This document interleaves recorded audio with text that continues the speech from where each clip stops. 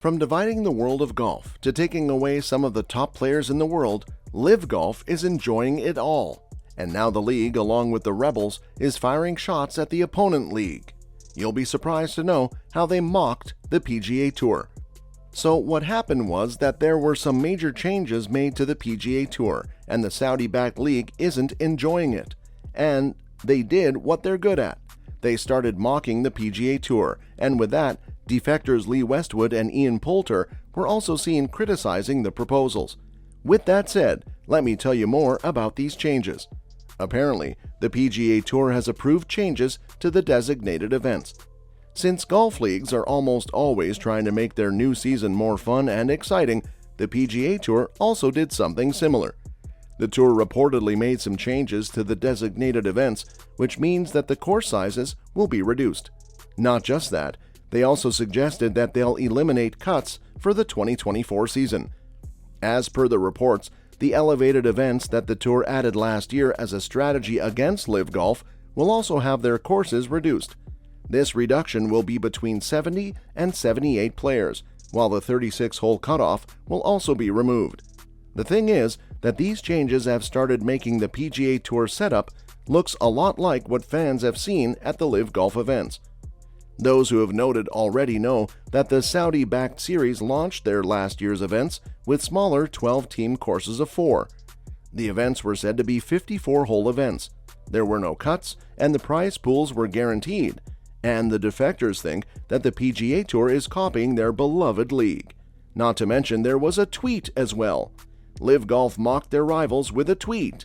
The league took over Twitter and posted a cryptic message. They stated, "Imitation is the greatest form of flattery. Congratulations, PGA Tour. Welcome to the future." They all laid up. Mickelson hasn't hit the green in 3. It's a good shot from Westwood, though. This was a direct taunt at the PGA Tour, as they believe that their rivals have now been impressed by them, and that they are now copying the Saudi-backed series. This is something that the defectors like Westwood and Poulter also noted, and they made fun of it. These mocking comments appeared just a while after the PGA Tour proposals surfaced over the internet. With that said, let me walk you through the comments that the players passed. First, here's what former Ryder Cup favorites Westwood and Poulter said. The two ended up acting like the worst critics ever and weren't very happy with the revised plans for the designated events. Westwood took over Twitter and launched 3 tweets that were all aimed at the PGA Tour. He started with the post by saying that he spent the last year reading about the fact that full courses and cuts are the best. He made sure that a sideways emoji accompanied this tweet. He then also made fun of the PGA Tour's claim that the tour is actually growing the game, as it only came before they confirmed that they wouldn't be pursuing any alliance with its European counterpart, the DP World Tour. He then posted saying, "So, kill the WGCs, load the OWGR in your favor, create 10 limited course events just for PGA Tour members."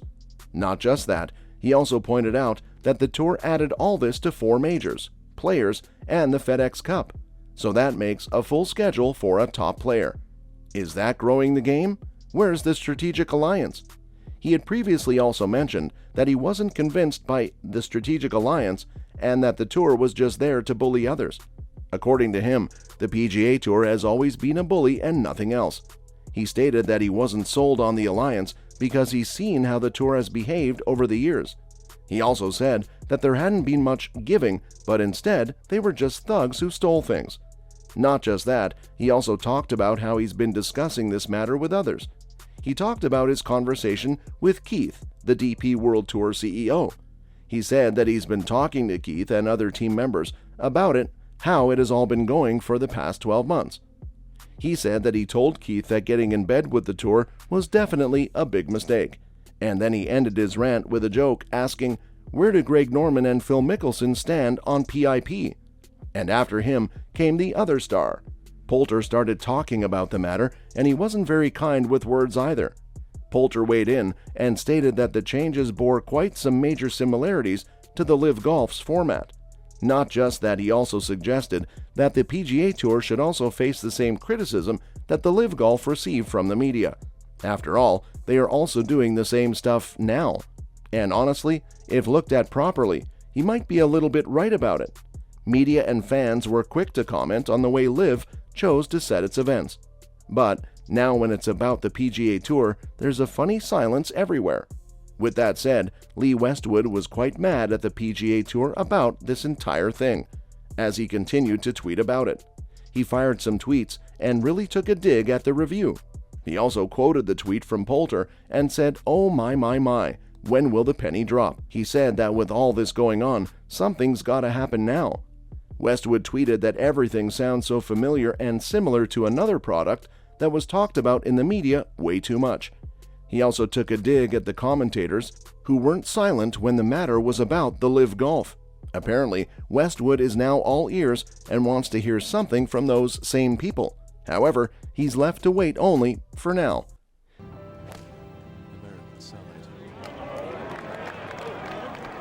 I think they rather like this. Spin back. He also stated that it doesn't really take rocket science for anything to work out.